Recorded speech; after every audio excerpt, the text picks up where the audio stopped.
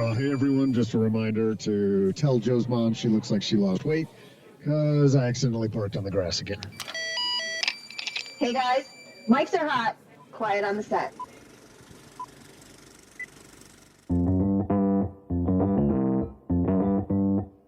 Live from Joe's mom's basement, it's the Stacking Benjamin Show.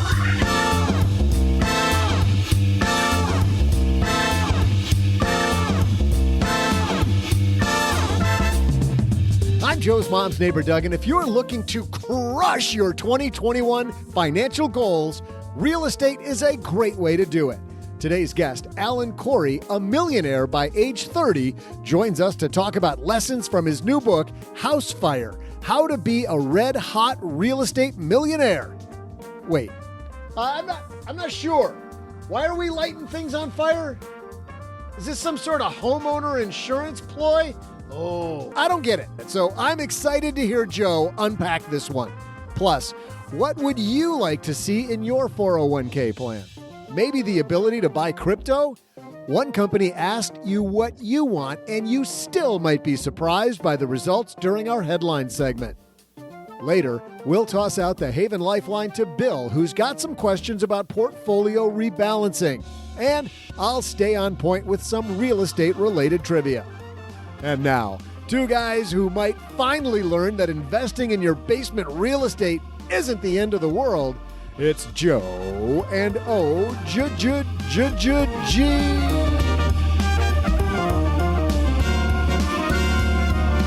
It's the shag carpet that definitely made the difference. And the fact that this week, well, as of today, I got the basement to myself. Hey, everybody, welcome to the Stacking Benjamin Show. I'm Joe Saul-Sehy, Average Joe Money on Twitter. And instead of being over at the card table, I actually have scooted my chair over here to Dad's Shortwave Radio, where from an undisclosed location, and we talked about on Monday how he was going on vacation. And how was your trip around the United States, Mr. OG? So far, super awesome. Thank you for asking. It's a lot different driving to Michigan than it is flying. It takes a lot longer. You probably know that. We were greeted with lots of surprises here. We were greeted with the surprise of the internet is a little different than what we expected. We were told one thing. We got a different thing. So sorry for the terrible audio, but well, there's something else going on here. There's something else going on here too, which is really cool, which is also you have visitors, which I don't know about you. I love seeing more people. Big fan of hanging out with family. It's one of my pastimes because having them in our house from April the 27th until June the 2nd wasn't enough. We've decided to also extend that vacation and quality family time to our up north vacation with some extended family and some other people. So really quite awesome to see everybody here and be able to hang out.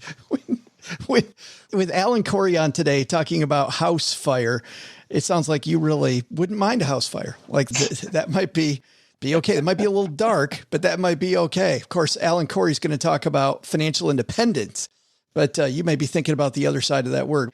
Great show today. Coming up, we've got Alan Corey waiting in the wings. We also have a fantastic headline. But first, we're running a small business, as you may know, like I do. It is super fun, but it can also be very tough. And when it's time to get a loan, it can feel impossible to find the lender that you actually trust. Big banks say no. The internet, well, that's full of sketchy offers with sky-high rates and fine print you can barely read. Whether you need help covering payroll, managing cash flow, or investing in growth, you deserve better. And that's why I recommend the small business marketplace Fundera, which is powered by NerdWallet. It's a free, easy-to-use platform. It lets you compare real financing offers from trusted lenders, and it's all in one place. And what I like is that you don't need perfect credit to get started. There's no spam. There's no bait and switch. Just personalized options that fit your business needs. Nothing I like better than a place that treats me the way that they would want to be treated.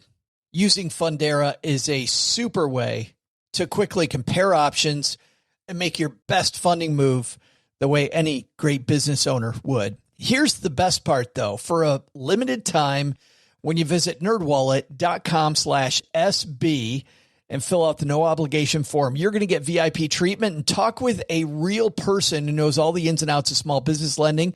And you can tell them specifically what you're looking for. They can tell you specifically which options you should probably consider most. Don't risk your business on unreliable lenders. Go to nerdwallet.com/SB to learn more and find the funding you deserve. Fundera Inc., NMLS ID number 1240038. We got a great show today. We got OG from the deepest, darkest points of Michigan. We've got a great headline and Alan Corey talking about using real estate to grow your nest egg. So let's get the party started. Hello, darlings. And now it's time for your favorite part of the show, our Stacking Benjamin's headlines. Our headline today comes to us from Morningstar.com, and Stan Traeger wrote this one, OG, and it's called, Who Wants Cryptocurrency in Their Retirement Plan? I know you've been begging for crypto in your retirement plan. Yeah, absolutely. That would be a great idea. Let's do that.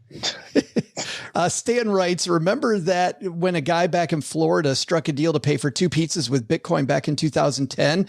It was a bizarre event at the time. And yet today, 11 years after that infamous purchase, Bitcoin in the larger concept of cryptocurrency or household names. The use of cryptocurrency in the financial industry remains controversial, but it's making moves toward broader acceptance. What that guy paid for those 2 pizzas be worth $380 million today, or $320 million or $480 million, depending on when you're listening to this. And Coinbase, the largest cryptocurrency exchange in the United States, recently issued its IPO. So with cryptocurrency at the forefront, OG, of everybody's mind, Stan decided to ask participants in a recent survey the question. He said, rank the set of 16 potential retirement plan features, including crypto, in order of most to least preferred. On a scale of 1 to 16... That makes sense. That's a number scale that we all use regularly. Don't you always tell people on a scale of 1 to 16, how does this hurt? Exactly. Did your doctor use that? Crypto comes in at number 5. Number 1, the number one thing people want in their retirement portfolio, and it is available widely, the number one thing people want. What do you think it is? More matching. That is number 6, believe it or not. An employer match is number 6. And crypto is number 5, ahead of match. Number 1 is the availability of professionally managed set it and forget it investment options like target date funds. Nice. It's the number one thing. And what's even more funny is that if you look at the costs associated with buying crypto for everybody who is hyper vigilant over their 401k fees, and yet that same group of people want crypto in their 401k, those two things don't match. It's like $5 to do a transaction in crypto, or 3% or something like that. But we'll clamor over that to get it. But it goes up 7 million%. I'll take it. Okay. Well, it is interesting. I mean, let's dive into these, and then I'm going to come back because I want to come back to what you just said. Number 2 is auto escalation over time. The amount you contribute increases automatically. Number 3 is the availability of alternative investments, real estate, investment trust, commodities, and that type of thing. So you can wreck your own portfolio. Number 4, the option to make Roth contributions. Man, that should be closer to the top. Number 5 is cryptos. Number 6 is match. Number 7 is more investment choices. Number 8, a means to roll over funds from other retirement plans. Number 9, the availability of investments focused on ESG, environmental, social, and governance. And number 10 is the availability of professional advice.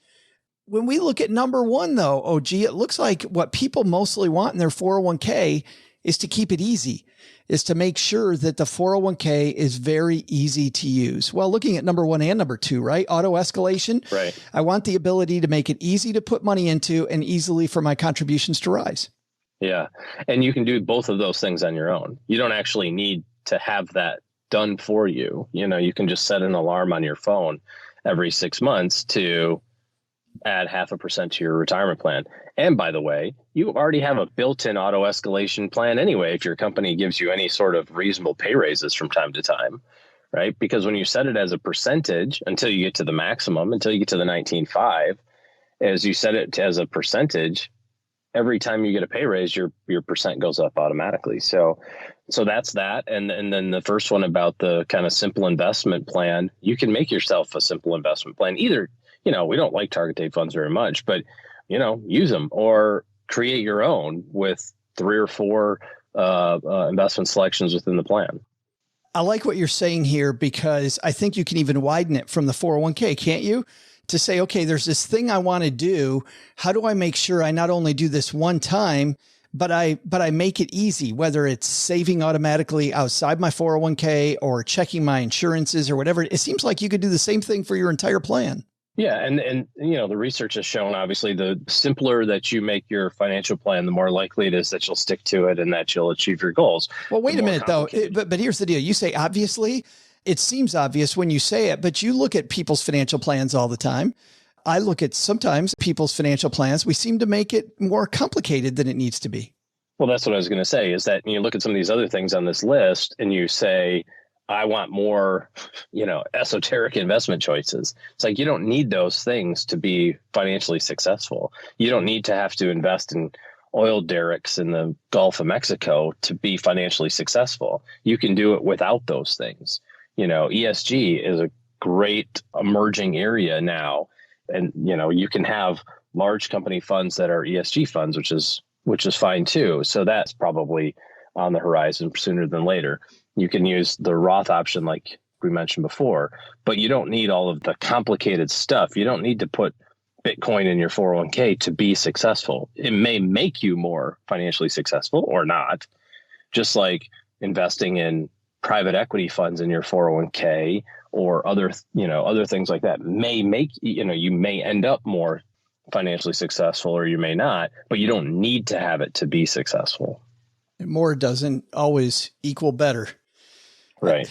I think that's a great place to leave our headline. Hey, I've got a dude here who wants to get to some trivia, seems to have something on his mind. So take it away, Doug. Hey there, stackers. I'm Joe's mom's neighbor, Doug. But you already knew that, right? And with Alan Corey about to stop by, I've got the fire extinguisher ready because house fire? Really? This guy might be starting a fire in his own house, but we don't tolerate those shenanigans around these parts. No, we don't. We're professionals in the truest sense of the word. Have you ever heard of Airbnb, Alan? That's a legit way for you to make money in real estate that doesn't involve this kind of wanton destruction. Which reminds me, before Airbnb, your main option for staying in another city overnight was hotels. So today's trivia question is this. In what city was the first hotel in the United States? I'll be back with your answer faster than you can start a fire of your own.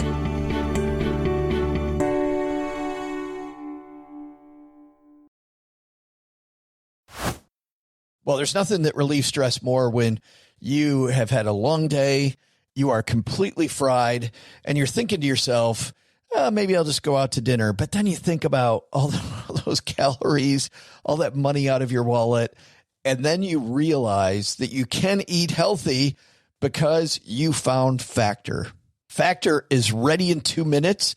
Factor shops, preps, cooks, and delivers straight to your door, so you have more time for everything you love this spring, and you don't have to worry about eating healthy and going outside your budget because you've got the food sitting there in the fridge that you had pre-planned. What is Factor? Well, Factor has meals built around your goals, whether that's weight loss, overall nutrition, more protein, or GLP-1 support for strength and workout recovery. Check out Factor's Muscle Pro collection. Every meal's crafted with functional ingredients, lean proteins, colorful veggies, whole foods, and healthy fats. Factor bans 175 plus ingredients. No artificial colors or sweeteners, no high fructose corn syrup, no refined seed oils, just nutrient-dense foods. It's fresh, never frozen, over 100 rotating weekly meals, including globally inspired flavors like Mediterranean and Asian, so there's always something new to look forward to. I use Factor. I think you're going to love it too. Head to factormeals.com/SB50off, stackers, and use code SB50off, and you're going to get 50% off and free daily greens per box with new subscriptions only while supplies last until 9/27/2026. In business, there is no room for guesswork. Every shipment matters. Every deadline counts. And when you're trying to keep operations running smoothly, the last thing you need is uncertainty. That's why reliability is at the core of USPS Ground Advantage. From the moment your package is first scanned in, it moves through a secure nationwide network, aiding in a timely and accurate delivery. You get near real-time tracking so you can keep up with your shipments. And with affordable upfront pricing, there are no hidden fees or surprise surcharges to throw off your cost sheets. It all adds up to predictable deliveries you can depend on, because knowing your logistics are handled lets you focus on everything else, your customers, your team, and the future you're building. Visit USPS.com/Ground Advantage to start shipping with confidence. USPS Ground Advantage. We mean business.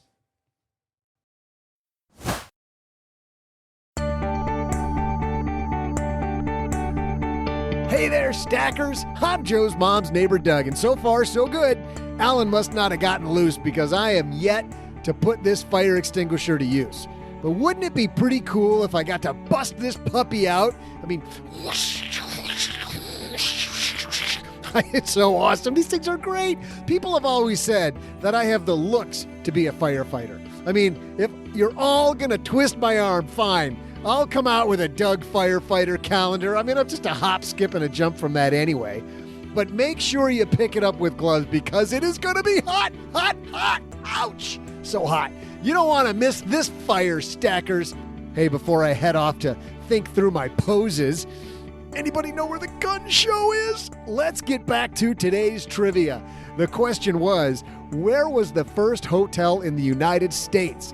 In the fall of 1794, the first hotel in America was opened for business. The City Hotel at the corner of Broadway and Thames Street near Trinity Church in New York City was the first American structure to be designated and built as a hotel.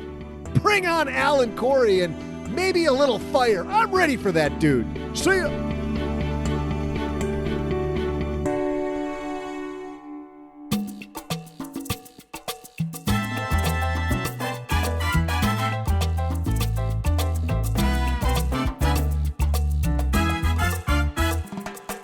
Well, contrary to what Doug may think, and we probably don't want him doing the firefighter calendar. Oh, gee, we may want to nix that in the bud. Yeah. Away from that, Alan Corey is our guest today. You may have seen Alan if you've also been a fan of the real estate channel Bigger Pockets over there. Alan Corey is a guy who's very well connected in the real estate space.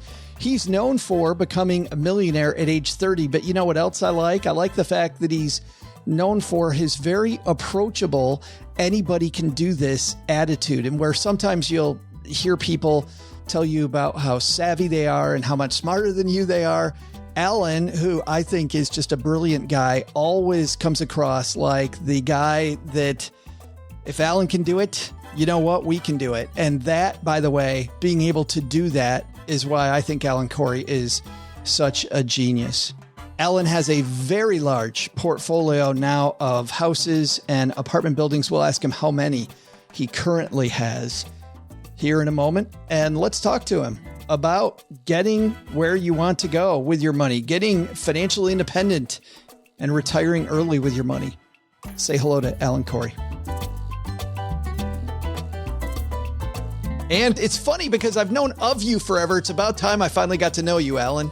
Thanks for inviting me to the basement. It was getting awkward upstairs with your mother. I just, my 10th cup of coffee. I'm like, am I ever going to get that invite? And by the way, if there's a guy that needs the 10th cup of coffee, I will say definitively, it's not you. That's probably true. That's probably true. I've got enough energy already. Well, let's dive in, my friend, because you start off your book, your new book, by saying, don't dream about being rich, get rich dreaming. And I like that as a beginning, but I'm really wondering what's in your head when you say that phrase? It's basically having your money work for you while you're sleeping and dreaming, right? I've found a way through real estate to make that happen, where basically a business that doesn't require my day-to-day, hour-to-hour attention. Maybe 2 hours out of the month, I have to deal with something, but most of that time I'm sleeping during that month, but I still end up making income and cash flow and getting paid while I'm in my pajamas, which is a pretty good gig. That is a good gig. I'm not wearing pants right now. So, hey, there you go. Well, you got a good gig too. Yeah. Ellen's like, I'm sitting across from you and that's creepy, but whatever. But you had that job, right? At one point you had that 9-to-5 job and it wasn't working for you. It was. I did tech support for about 10 years and I could never control my income in that job. Like it required other people approving bonuses and giving me raises. And honestly, if I worked so hard, there was definitely no guarantee that I would get a raise even, right? The business could still be sold or collapse or whatnot. And so I had to go out and decided I was going to take my income and my outcome in the control for myself. And that was going out investing in real estate. Do you come from a family of investors, from people that work for themselves, or was this new? No, both my parents are public school teachers and think I'm the craziest person in the world. Yeah. Which, by the way, this was all self-taught. I'm going to skip ahead because I was going to ask you this later. You also make a point of saying some of these big things that we're going to talk about today, about dreaming and about building a real estate empire. You shouldn't tell your family and friends about this. Why is that? Well, because they don't understand it and they're going to bring you down. They're going to tell you all the horror stories and just freak you out. And it's not as scary because most landlords, they become landlords out of inheritance. That's your typical mom and pop landlord. So something was thrown at them while they're grieving and they have no interest in real estate. And then they're the ones who talk about how terrible it is, how they're getting calls at 3:00 in the morning for a toilet and the tenant doesn't pay. And basically they're unprepared to be landlords. If that is your story, and that's most people's story, if you're not in the real estate world, or if you've not read a book about real estate or listened to a podcast about real estate or whatever it is, it's not like that at all if you go prepared. Just like if you wouldn't go camping in the wilderness unprepared, but if your parents died and someone threw you in the woods, you'd complain a lot about camping. And complaining is the least of your worries too, right? Right, exactly. You might starve while you're bitching the whole way. Right. That doesn't mean it's not well-meaning, right? I think I just want to parse this for our listeners. People can give you well-meaning advice. I mean, they want what's best for you, but they just don't know. Right.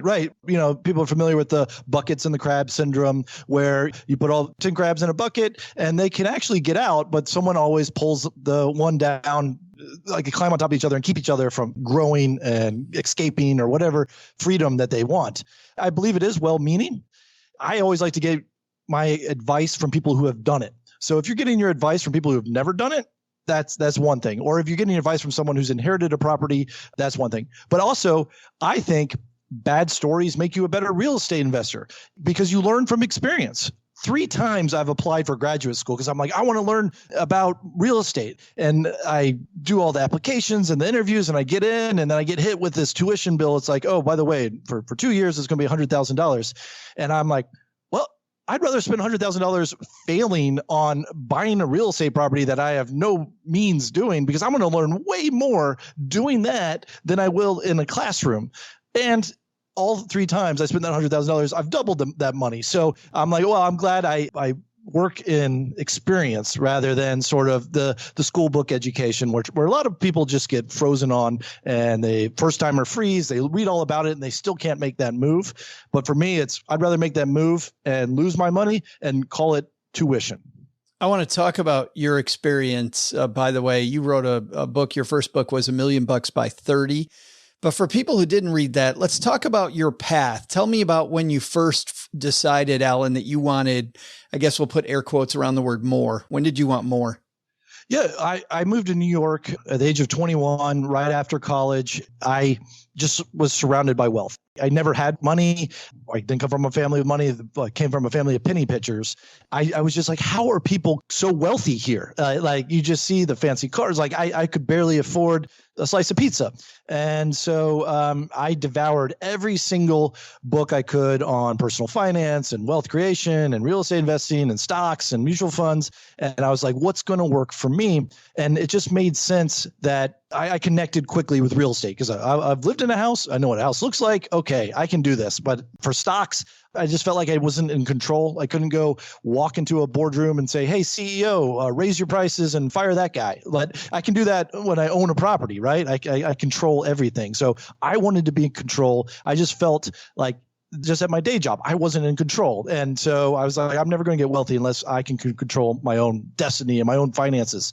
And so I figured out, well, this is my income. If I could just buy one property a year for 5 years, that was my goal, I could replace my entire income. All I needed was $100, $200 in cash flow each month. And if I did that for 5 years in a row, I felt like I could leave my day job and be financially free. Did that math end up working out? Can you really do it with 5 houses? Because you say in your book that you were drunk on boxed wine when you did that. Yeah, yes, that's true. Yes, it can. The way I look at it, and what's different, and your audience might be familiar with the FIRE movement, which stands for Financial Independence and Retire Early. That whole philosophy is saving, saving, saving, and then you retire once you have like $1 million in your bank account. And that turns so many people off because it's like, wait a minute, I got to be a millionaire first? Yeah, of course. I can retire once I'm a millionaire. And I have to live on a budget once I become a millionaire. So you are a millionaire, but you can't live like a millionaire. And that's a hard thing to pitch. But real estate, you don't have to become a millionaire before you can retire.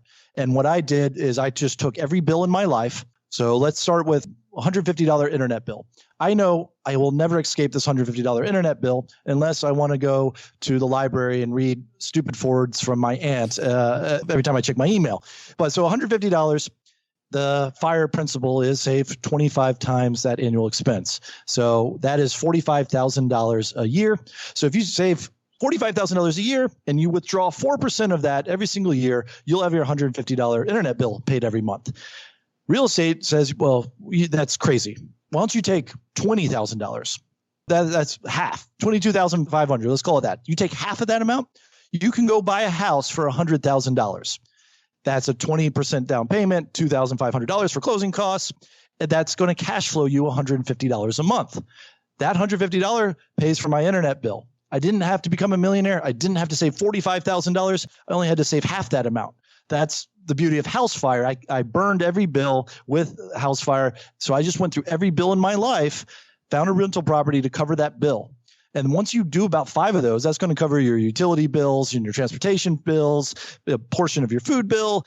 You're going to be pretty set. You're going to be financially free in 5 homes. You don't have to be a real estate mogul.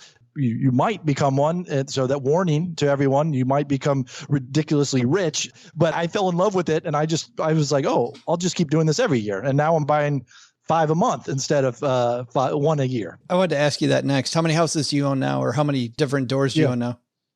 It's over 200 doors. I've got over 50 single family homes and a couple apartment complexes personally. And then I've got more with that I've partnered with others. I'm assuming now that you say 5 a month versus 1 per year, that 1 per year ended up being easier than you thought it was. Yeah. And people are like, well, how do you have the time for that? Yeah. So that's always the number one question. Every house I buy, I budget in a property manager. So about 10% of the property income goes to a property manager. They don't get paid unless the house has a tenant in it.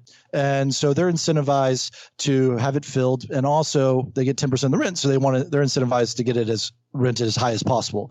So if the house doesn't make sense for me financially with a property manager, then I don't buy it. But if it does have a property manager, then it's really no effort. All I have to do is answer usually 1 email a month from the property manager. Hey, do you approve this hot water replacement? Yes or no? All I get is yes or no questions. It takes none of my time. So it's really hands off and very, very passive, just like investing in a mutual fund. Let's go through FIRE and coming up with your FIRE number. You mentioned that briefly earlier, but I want to dive into this a little. I'm not that worried. for today for coming up with the FIRE number. And for people that get our guide, I will give you links to figure that out. Obviously, you can buy Alan's book and he will walk through how to get the FIRE number. But I think we have to do this just a little bit, Alan, because there's two other questions that I have that kind of spring from this question. So for people, just to take it to 101, what is this idea of coming up with your FIRE number? So this is the number where you can be financially independent mathematically. You take your annual expenses, multiply it by 25. And if you have that in some sort of savings, typically mutual funds, IRAs, stocks, some holdings that you can withdraw 4% of that will cover your annual expenses for the rest of your life. And that's accounting for all the dips and valleys of investing. That's with timing with the worst stock market crash possible. But if you've saved 25 times your annual expenses, you can be financially independent. And this is also a reason why you like real estate, because even if the stock market goes down or the value of the house goes down, that income stream is really what you're worried about, that you're living on, that keeps you independent. Right. Let's say a house dropped in value from $200,000 to $150,000. That doesn't mean the rent drops from $2,000 to $1,500. The rent is usually pretty stable. If anything, if there's a real estate market crash, people lose their jobs, people lose their homes, and it creates more of a renter market. And it actually makes it better to have the rentals in the situation in a down economy. Yeah. And then the two things I had, because like I said, I'm not that worried about focusing too much on the number, but there's two pieces of this that I do want to dig into. Number one, you say there's obviously some pretty big repercussions. One is if you lower your expenses, that makes that number easier. It makes everything easier. So one trick you can do is spend less money. You can, but to me, that means you are downgrading your lifestyle, right? You can sell your car and ride your bike. And depending on what city you're in, that's an upgrade. But most people, that's a downgrade to your lifestyle. But hey, you saved a car payment or you saved money on gas and you're closer to your FIRE number. The beauty of house FIRE says, well, you don't have to lower your expenses because the more houses that you own, typically the real estate appreciation is 3% a year after accounting for inflation. It's about 1.5%. So you're actually making more money each month and your mortgages get paid off. Your rental, what you charge in rent typically goes up just through inflation. So the longer you are house firing, you're actually living larger and larger in retirement. You go through different levels of FIRE, but there's some big ass FIRE term that you use. Hellfire. My goal is Hellfire. Yes. If Hellfire stands for having every luxury in life and financially independence and retire early. And that is having $500,000 budget every year. That's your annual expenses, $500,000. And if you do house FIRE, you start on it and you just buy one house a year, you'll be reaching Hellfire and earlier than you would expect. And those are ridiculous numbers. That wasn't my goal when I started. It was just to leave my day job. And now it's like, oh, wow, this just sort of feeds upon itself at this point. A lot of people say, hey, I want to get into real estate and I want to buy one. It sounds, if we're taking one house and we're putting one bill, like you mentioned, your internet bill with it, but this isn't about buying one house, Alan. This is about buying several houses. So the most conservative way to invest in real estate is to buy a property in all cash or buy a rental property and do all you can to get rid of that mortgage, make extra payments. This is the fallacy that every real estate investor who's beginning and new wants to do. Let's say you have a $100,000 house and you paid off in all cash and, well, it burns to the ground. Congratulations, you lost $100,000. What I would say is it would have been less risky to take that $100,000, chop it up into $20,000 increments and go buy 5 homes. And if you burn one to the ground, wow, you only lost $20,000. But not only that, because you have a mortgage company is going to make you have home insurance and they will rebuild the home for you. So it's actually less risky. Just like buying one stock, you wouldn't put $100,000 in one stock if that's all the money you would have. You would buy a mutual fund or buy 5 stocks or whatever. You want diversity. And I say every property comes with a lottery ticket. And what I mean by that is appreciation. If you buy 5 homes, one of those homes in that school district, there's a new charter school that's wonderful, or a new park comes in, or a new subway stop, or wherever it is that you have no control of. This is called passive appreciation. If you can spread out those imaginary lottery tickets across 5 instead of 1, you're going to do all right, because then that one property now turns into a $200,000 property overnight and you did nothing. But if you have all your eggs in one basket, you're not spreading out your risk, and you're not getting all those imaginary lottery tickets. And with your strategy, you don't need the lottery ticket at all. I mean, because you're going for cash flow, not for that lottery ticket. That's just bonus appreciation to get you to your hellfire quicker. That's just the gravy on the biscuit. You should never buy a property based on that imaginary ticket payout, but it's just a bonus. But this also makes me think that this is more about, if the magic is to have many different lottery tickets, to have diversification, really, this is about systems. Like I think of, I've got a friend that owns a burger shop in town, and he made one burger shop, not because that was going to make him a lot of money. He knew it wouldn't. But he knew that he needed a prototype so he could do 5 of these, right? Because he knew that if he did 5 of the burger shops, it was going to be better. I feel like that's the same thing here, right? It's about building a system around real estate so that you can continually improve, develop your team, and get this ball rolling. Yeah, you only really need one superstar team member. So if you have a superstar real estate agent or a superstar property manager or a superstar lender, they surround themselves with other superstars, and you just piggyback off their system. Okay. So what you should do is, hey, I want to invest in this town. Let me call the best top realtor in that town, because that top realtor is going to know all the property managers, all the lenders, the contractors, everything you need, right? The superstars just seem to hang out with each other. They know that they got their back and they're going to do a good job. So plug in, just find one superstar in your town or the town you want to invest in and piggyback off that network, and they're happy to help you. I'm going to ask just a couple questions here about the real estate market, because you're in it every day. We see some of these incredible prices right now, Alan. You're seeing them all over the place. And some of the bidding, people are doing 20% above asking price, or people are bidding, creating these crazy conditions like, I'll waive the inspection, which I think is nuts. Are you finding it harder to compete in real estate with these conditions?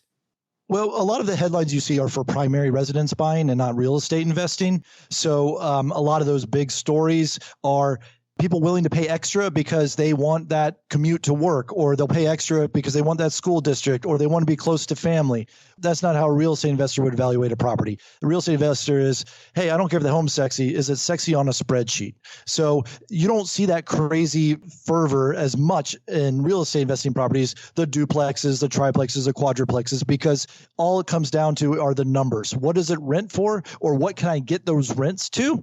And then what is my mortgage payment? And pretty much all the investors run their numbers very similarly. So there's a ceiling on real estate investing. You don't really get these 100,000 over asking, because then it's like, wait a minute, I bought this property and now it's losing money. So it's a different way to evaluate properties, and it's disassociated with buying a property to live in, which is a life, not an investment decision. And then your method, I mean, I get why you would go with buy and hold real estate, because you're trying to create this income stream that you can live off of, right? And it becomes easier all the time. Frankly, I would think that if you get long-term renters in there, even if you have a property manager who deals with the in and out, like that's even more gravy. But why not flip real estate? Why hold instead of flip? I support that too. Flipping real estate is windfall payments. So you're putting a lot of outgoing money. You're buying a property, a lot of outgo for renovations and contractors, and then at the end, you sell it and you get a windfall. I've done that. I do that. I encourage others to do this. The worries that you need to be aware of is you pay way more taxes this way, because it's all short-term capital gains taxes. You don't get the tax breaks like a 1031.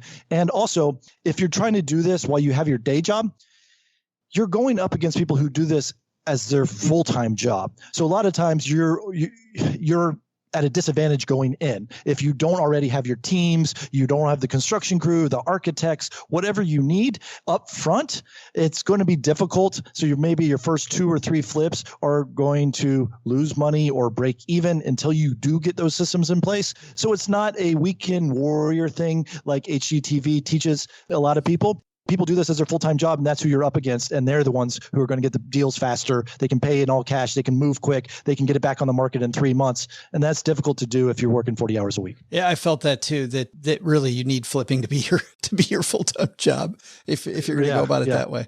It just seems, I don't know if harder is the right word, but a great way to do it if this is interest of yours and it's not your full-time job is to do a live-in flip. And so the con, obviously you're working in a renovation and living in a renovation, but if you can find a property where you update the kitchen for a month and you eat out that month and then you live upstairs while you do the downstairs bedroom and flip-flop, that's the way you can make great wealth because you're buying a primary residence loan, which you can get for 0% down, 3% down, 5% down, and then you're not on a tight schedule.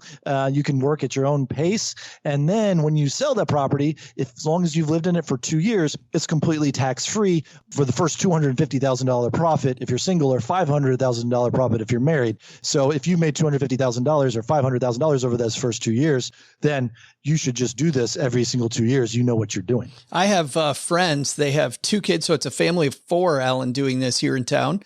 And they've done 3 during the time that I've known them. He's just interested in construction, loves doing a lot of the work himself. You know, the demo stuff is easy, but even some of the construction stuff himself, he'll do the more difficult stuff, the electrical, the crazy stuff. He'll hire in people that know more than him.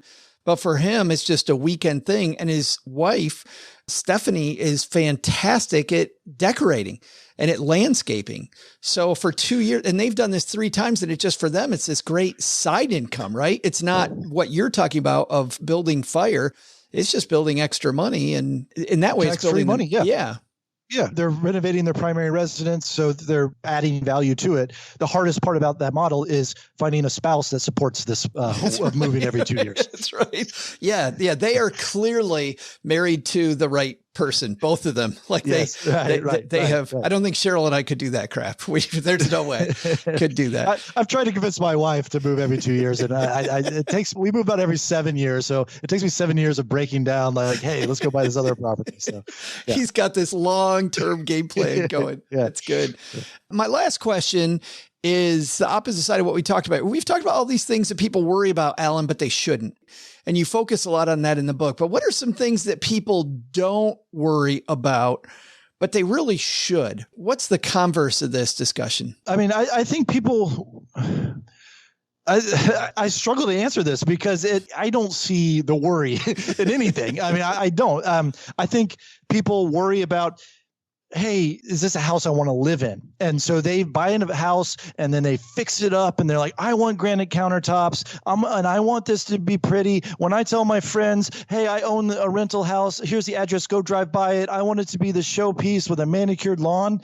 And that is not a worry you should have. It should be the opposite of that. Like hey, what is the rent going to support? Like if you add $5,000 granite countertops, are you going to be able to raise the rent $50 a month? No, then don't do it. Your tenant's not upset. Most tenants don't know the difference between granite countertops or Formica or whatever it is because they've never experienced it. All they care about is I need a house that's close to my work, right? And I'll stay there forever, provide me a safe place. And people try to worry for their tenants. And you'll know if you need to change something if you put it on the market and you don't get any applications in the first 2 weeks. Then maybe you got to change the price or you got to change something in the house. But I don't know if I exactly answered your question, but I don't have any worries about real estate because I love it and I know every ins and outs. And if you surround yourself with that good team, like I said, they're going to be doing all the worrying and suss everything out for you. I think you definitely clearly answered it because here's what I heard that people don't worry about enough. People don't worry enough about doing the math up front to make sure that this is actually going to achieve your goal. And you also don't worry enough about treating it like a business. Because if you're treating it like your own home, you're not treating it enough like a business. And people need to worry more about that. That's what I heard you say. Yeah. Okay. Yeah, that's fair. And everyone's like, what is this math? And it's so simple. Like I'm a dumb idiot and I'm successful in the real estate world. So this is really easy math. You don't have to have an engineering degree, but all it is what is my mortgage payment? What are my property taxes, which usually are included in your mortgage payment? What is my, home insurance, which also can be included in your mortgage payment if you escrow everything. And then I typically do 10% of the rental income, just take it off the top for vacancies or repairs. You can do that again for repairs, 10% for repairs, 10% for vacancy. Those are very, very conservative numbers. You just take all that, put it in a spreadsheet, and then figure out what you can rent it for or what it's already rented for. And that delta, that's how you go kill some bills with. It's going to be $100. It's going to be $300. It's going to be $400. And the way I look at it, everyone gets analysis paralysis. But if you take that one bill that you hate in your life and just go buy a property that covers that bill, that's the decision. That's all the decision. Sure, you can look for 2 years and maybe find a property that makes $160 a month instead of $150 a month.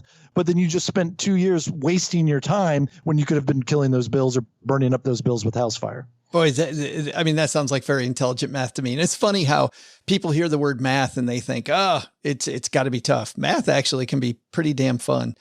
The book is House Fire.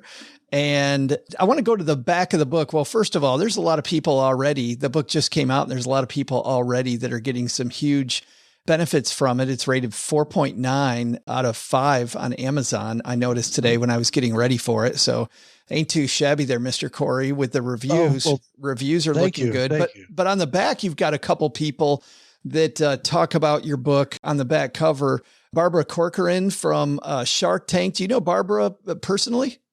Well, I taught her everything she knows. So I shouldn't have laughed. Why did I laugh? I need to play that straight for you. No. So I flipped a building. It was an apartment building in Brooklyn, New York. And this was my third property I ever bought. It was storefront on the ground floor with 2 apartments up top, 25-year-old kid with no money. But I found the deal. I found the partners. I found the contractor. I was just the glue that kept it all together. And she bought it herself once it was fully renovated, sold the first $1 million property in Red Hook, Brooklyn. And at that point, I was like, wait a minute. Am I making a mistake selling to Barbara Corcoran, who knows everything from Shark Tank? And you know, she owns Corcoran at the time, or Corcoran Brokerage. Or am I doing something right? You know, like should I take this as a confidence thing or am I making a mistake because Barbara's buying my property? So anyway, she bought my property and then we've just sort of been in touch, you know, here and there ever since. So she's wonderful and great and a mentor. You know, I read all of her books. That is fantastic. That's a cool story too. I didn't know any of that. And then second, from, of course, a guy who's been on this show a bajillion times, I feel like, Brandon Turner. And I know you're friends with Brandon, Josh, and David and the team over there at Bigger Pockets as well. Yeah. So Brandon interviewed me before he worked at Bigger Pockets for my first book, $1 Million by 30, when he had a website called Real Estate in his 20s, and Real Estate in Your 20s. And so I also say I taught Brandon Turner everything he knows as well. Nice job. You are a ninja with that, dude. That is so awesome. Well, Alan, and the book is available where? Book's available everywhere? It's available everywhere, but Amazon's obviously the easiest for most people. Yeah, awesome. Alan Corey, thanks a ton for talking House Fire with us. I'm so inspired, and I hope you inspired a lot of our audience. I really appreciate your time. I appreciate it, Joe. Does this mean I have to go hang out with your mom again? I'll go up there with us because I think there's brownies, okay. So we got to go. Yeah. Oh, okay. Oh, all right. Perfect. I'm Jen from the Frugal Friends podcast. And when I'm not cutting the end of the toothpaste tube off to get that last little bit of toothpaste, I'm stacking Benjamins. Thanks again to Al and Corey for stopping by. Oh, gee, that's some powerful stuff right there. I love this idea that it's really about what motivates you, right? I mean, what motivated Alan was this internet bill. What motivates you might not be podcasting from your car. It can be anything that motivates you to get on the path. Also, internet would motivate me at this point. I think this stuff is super powerful because we underappreciate, you know, a couple, 3 weeks ago, we were talking about the subscription thing, right? And how, you know, $20 of this and $50 of that and $8 of that and $12 of that. And then how that also bleeds into credit card payments and payments in general, car payments and whatever. And you go, I can afford $100 a month. I can afford $300 a month. I can afford $500 a month. I can afford $800 a month. And all of those little things add up to all sorts of money. And what he's done here is do that the exact opposite backwards way of thinking of it, which is let me figure out those things that I want to get rid of and recognize that, hey, $50 a month doesn't seem like a lot, but I never have to pay my internet bill again. Now, $200 a month is not a lot in the grand scheme of things, but I never have to worry about food ever again because that thing's already covered.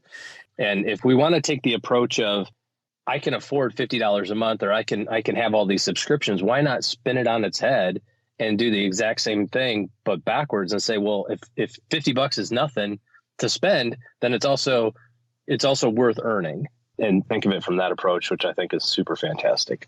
And the other thing that does too is it makes it so while you're mindful spending, you don't have to cheapen your lifestyle if you don't want to, OG. I mean, this thing we said on Monday about just go make more money. I said it a little flippantly, but that's what Alan's doing. He just went out and goes out and makes a little more money.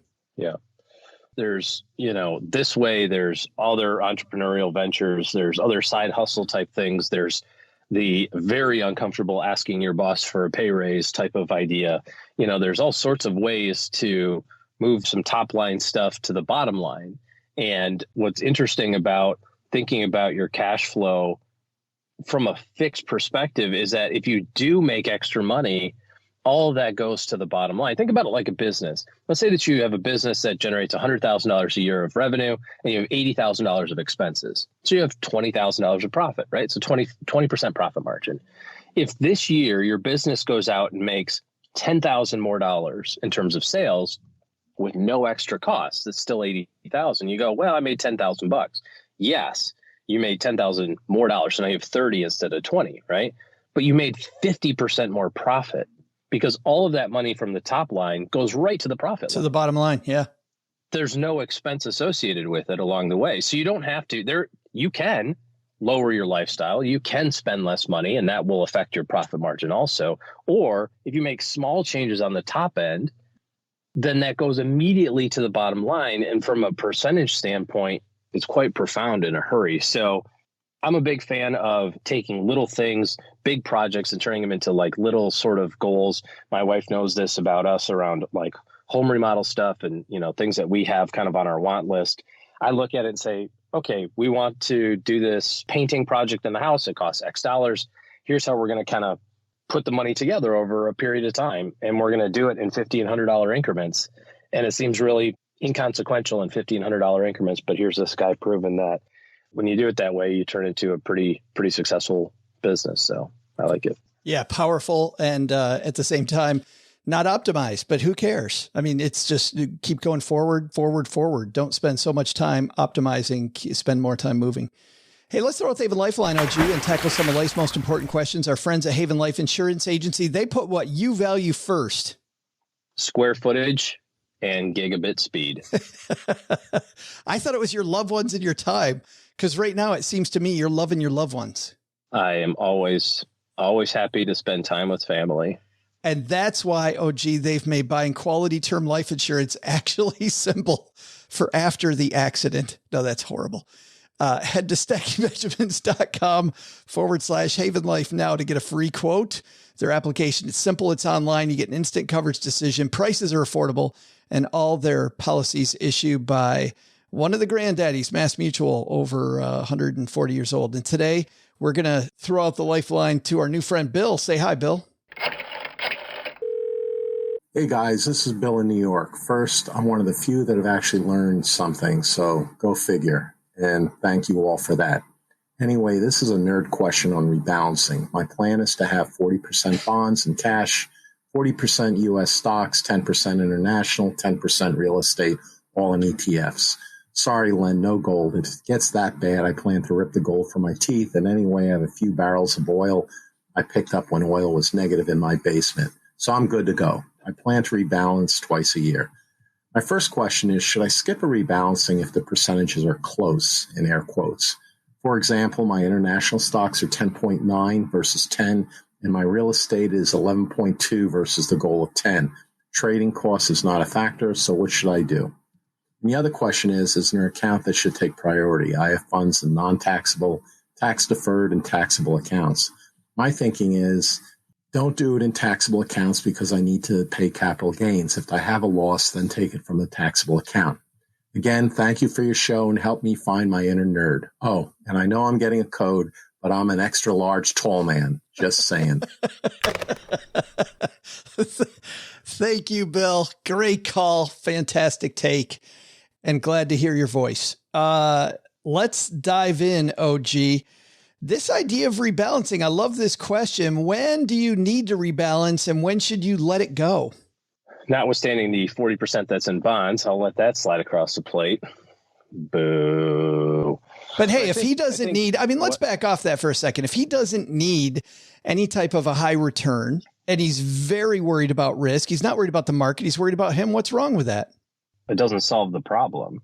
If you're trying to use fixed income to solve volatility issues, then that means that you need to have more money that's safe, like in cash. All you're going to do is actually increase your risk with where interest rates are and bond prices are now versus equities. You're not picking up anything. I think that's the big myth of fixed income, especially now. Well, then without messing with his allocation.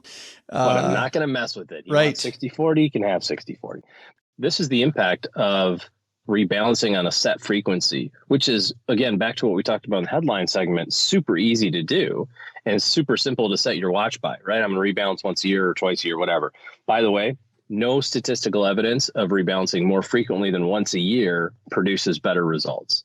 So if you rebalance once, twice, 10 times, 32 times, same results. So less is more in this. But you've run into a question, which I think is also important. What happens if everything goes up or everything goes down and my allocations are about the same? Where do I draw the line?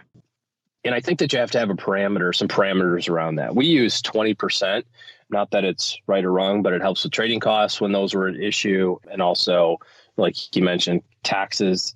So if something's at 10, we'll let it go to 12 or 8. Gotcha. Anything between 8 and 12 is fine, 20% of that number. If you have 40% in your large company U.S. stocks, 20% of that is 8%. So we'll go from 32 to 48. So as long as it's in that range, that's perfectly acceptable. So there's periods of time where you're right. You could go 18 months, 24 months without rebalancing ever because it'll still be in there in that range. But inevitably, there will be a market sector, whether it's fixed income or real estate or, one of these other ones that he mentioned, international or U.S., where something will underperform or overperform, which also happens. So just keep your eye on it. But I think it's fine to, kind of set your watch and say, every 6 months, I'm going to take a peek. And if it's not within this parameter, it doesn't have to be 20, it could be 10, But if something was 10 and it's 10.9, I wouldn't bother with the math. This circles back, I think, to the beginning of our show, OG, when we talked about making things easy, just looking at it twice a year and giving yourself that 20% swing either way also is kind of like hitting the easy button. Yeah, which is pretty much what I said, but I'm glad you were listening. I'm just connecting the dots for the rest of us who aren't nearly as brilliant as you are. Thank you for noticing. And then the second half of his question, is there one type of account that it makes more sense to rebalance in than another? So the 401k IRAs versus non-IRAs. Well, you have to be aware of taxes, but remember, taxes aren't the biggest issue. The asset allocation is the biggest issue. So don't let the potential of having to pay a few dollars in taxes sway you from having a correct allocation, because the penalty for overweighting or underweighting something is more severe than the tax bill would be. Depending on what your tax rates are already or your income and that sort of thing, you may pay no taxes anyway on capital gains. And at most, presently, it's 20%. So the likelihood of having a large tax bill is pretty remote. But even if you did, that means you made a lot of money. So that's okay too. I think people look at taxes as this thing like that must be avoided at all costs. And while I think that taxes eat into your profits for sure, the cost of not rebalancing or the cost of having an asset allocation that's out of whack is far greater than the small amount of income taxes that you would pay for profiting on the transaction. Look at something as simple as Bitcoin. We were talking about crypto in your 401k before, but if you bought 5% of your portfolio of Bitcoin and it goes up 700% and you go, well, I don't want to sell any of that because I'm going to have to pay some taxes. And then it gets cut in half. It goes from 60,000 back down to 30,000 and, Bitcoin pricing, right? You gave up 50% of your gain to avoid a maximum of a 20% tax on the profits. That just doesn't make any sense. So don't use that as a crutch. Be okay with rebalancing along the way. Thanks for the question, Bill. And of course, Gertrude's going to send you out a code for being brave enough to call in. And congratulations on being an extra large tall man. Way to eat your Wheaties, my friend. That's going to put a lid on today's show. Hey, thanks for everybody who's left us a review of the show. We've had so many of you kind people that love what we do reach out. I know for me, I don't think about leaving reviews on shows that I like. And if you do, please give us a 5-star review and let people know when they come to the Stacking Benjamin show what they're getting into. And it doesn't have to be complicated. Listen to this one, OG, that Mom has on the refrigerator this morning. And I know usually you take a look at this as you're on your way down to the basement, but not today. Big Daddy Dave just gave us 5 stars and said, entertaining and informational. Great show. That's it. Just like our messages earlier today, short, sweet, and very simple. Just very simple and to the point. Thank you for that, Big Daddy Dave, and for everybody who's given us a review. And by the way, I didn't have anybody do this last week. We had quite a few reviews last week, but we did not have anybody write to me last week and say that they gave us a review. I'm trying to give away some of these books. So if you give us a 5-star review, I don't want you to give us one if you don't think it's a 5-star show, but if you take the time to do something you've been meaning to do for a long time, feel free to write me and say, hey, Joe, I wrote you one. We'll put your name in the hat and give away books. We gave them away the first 3 weeks. We did this, and then none this week, although I think we've got, 7 reviews last week. So thanks for that. All right. Last but not least, if you're somebody looking to make better decisions in the rest of 2021, we are rounding the corner right now into the second half of 2020. I feel like we just started 2021 and now we're halfway through. If time's just slipping by and you need to do better, well, get better people in your corner. See if OG and his team are a fit. Head to stackingbenjamins.com/OG. That's the link to their calendar and how you can hire them as your financial planning team. All right. That's going to do it for today. Doug, you got it from here, my friend. What should we have learned today? So what should we have learned today? First, take a lesson from our headline. Crypto? It might be a while before we see that in your 401k, but even if your company doesn't automatically increase contributions or give you a great match, you can find ways to schedule your own bonuses on your calendar and also raise the amount you save. Second, take a lesson from Alan Corey. Real estate is an excellent way to reach your financial goals, but make sure to also be aware of the risks, mainly that real estate is much less liquid than other investment vehicles. But the big lesson?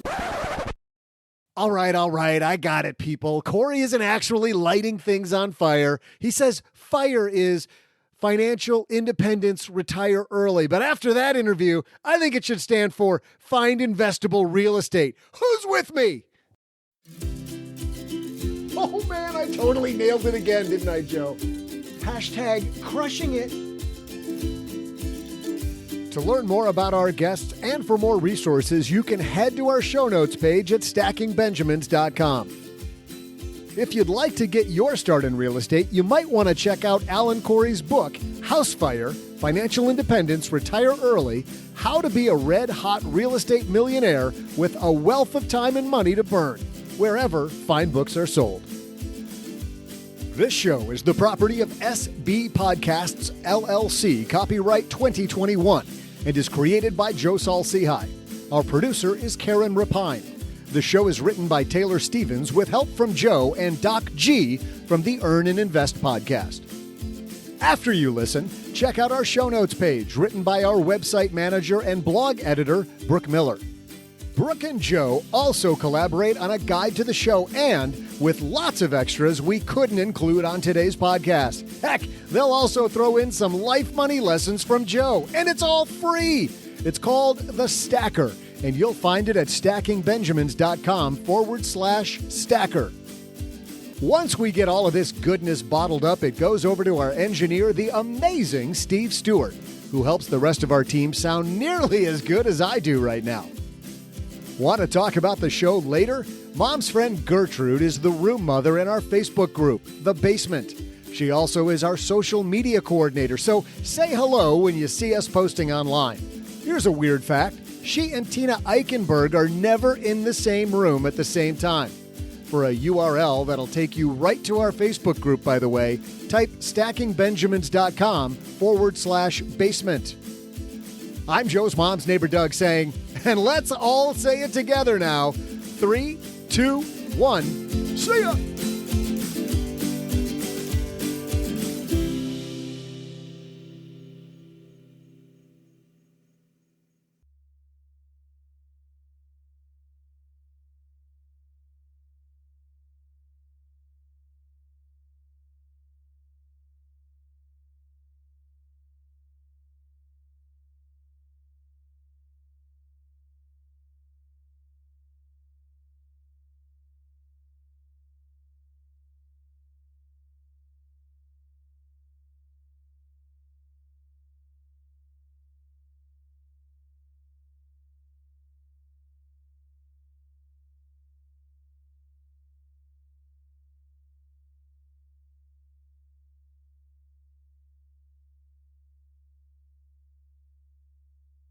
welcome to the after show.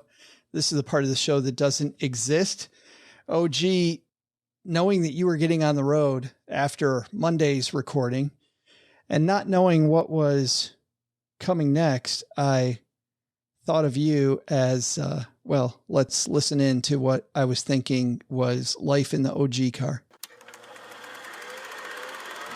Clark, I think we're lost. We're not lost. Ellen, will you please let me do the driving? I honestly don't think you're going to find the Grand Canyon on this road. It's only the biggest hole in the world. Clark, watch your language. Make that the second biggest. Dad, I haven't seen a car for an hour. Oh, shut up, Audrey. You don't think Dad knows where he's going? Thank you, Russ. You're lost. Ma, I saw some detour signs. I didn't see any. I saw them when you and Mom were trying to fold the map. Audrey, when they close the road, they put up big signs, like this one.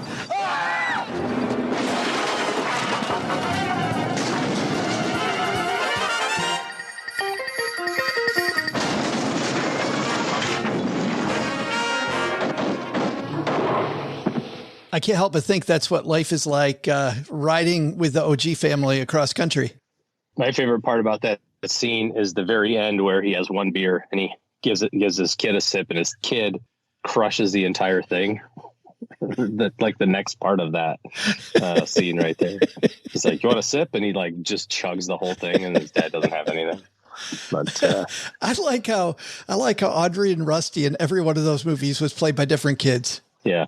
Our road trips aren't that bad. And sorry for the outside noise. Now I've been sitting in the car, and now I'm going to be one of those statistics if I don't open the door. So now we get road noise and the sounds of nature also on the recording today. But I was very proud of two things, by the way, OG. Number one, that we were part of that NTSB campaign. People probably heard those PSAs on the show recently about please don't leave your kids in cars. And please don't leave an OG in a car. So yes, that's the other part of it. The traveling for us is so ingrained now because we've done this trip so many times that it's just like we just go, well, okay, it's time for the suck. Let's do it. We just go and suck it up, Buttercup. Probably, yeah. Very rarely do we get are we there yet? But that's good. That's a well-trained family. Yeah. Well, it doesn't, they know it's not going to go any faster. So I don't know, man. Yep. I just remember when I was a kid, every time we would just leave a rest area, we would be 5 minutes out from the rest area. And my little sister, Nikki, who you'll hear open some of these shows, Nikki would always say, "I got to go potty." Mm-hmm. So we would almost always stop twice. My dad was a truck driver for his career. And, I remember my brother, you know how you have like little memories from when you were really little, like just a few, I have one memory of my little brother, not Steak Brother, the other one.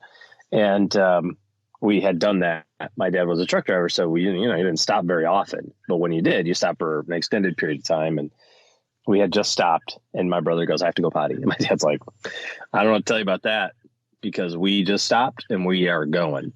And so he pooped in a coffee can. And that's how my brother was potty trained because he was still in diapers at that time.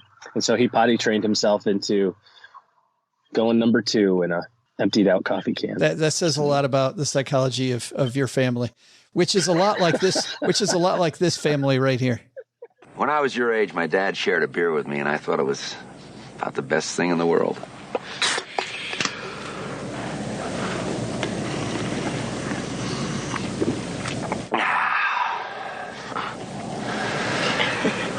Yeah.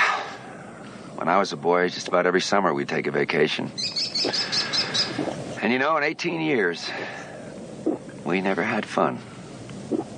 But now I have my own family, and, well, we're on our own vacation. And you know something, Russ? What, Dad? We're gonna have fun. We're gonna have fun. Hey, don't let your mother smell that beer on your breath. She'll take it out on me.